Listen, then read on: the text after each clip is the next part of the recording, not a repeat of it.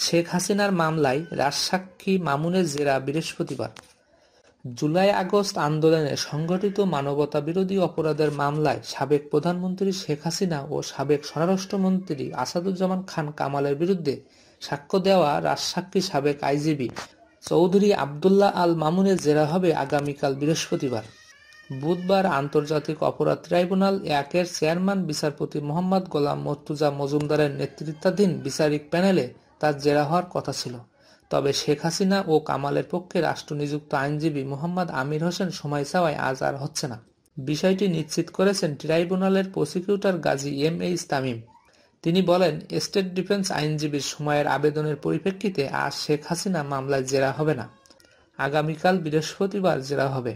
এর আগে ২ সেপ্টেম্বর এই মামলায় আসামি থেকে রাজসাক্ষী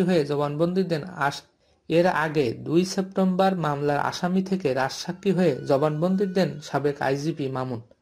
তিনি আওয়ামী লীগ শাসনামলে পুলিশের রাজনৈতিক প্রভাব গ্রুপিংয়ের কথা বর্ণনা দেন। একই সঙ্গে শেখ হাসিনা ও আসাদুজ্জামান খান কামালের নির্দেশে জুলাই-আগস্টে গণহত্যা চালানো হয়েছে জানিয়ে নিজের দায় স্বীকার করে শহীদ আহত পরিবারসহ দেশবাসী ও ট্রাইব্যুনালের কাছে ক্ষমা চেয়েছেন। মানবতাবিরোধী অপরাধের দায়ে শেখ হাসিনার এই মামলায় চৌধুরী মামুন সহ এখন পর্যন্ত ৩৬ জন সাক্ষ্য দিয়েছেন। জবানবন্দিতে সাক্ষীরা সাবেক প্রধানমন্ত্রী শেখ হাসিনা, সাবেক স্বরাষ্ট্রমন্ত্রী কামাল সহ জুলাই-আগস্টে হত্যাযজ্ঞে জড়িতদের দৃষ্টান্তমূলক শাস্তি চেয়েছেন।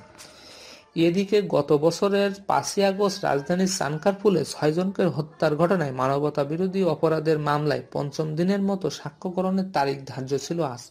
এরই মধ্যে কনস্টেবল সুজন সহ ৪ পুলিশ কর্মকর্তাকে ট্রাইব্যুনালে হাজির করেছে পুলিশ।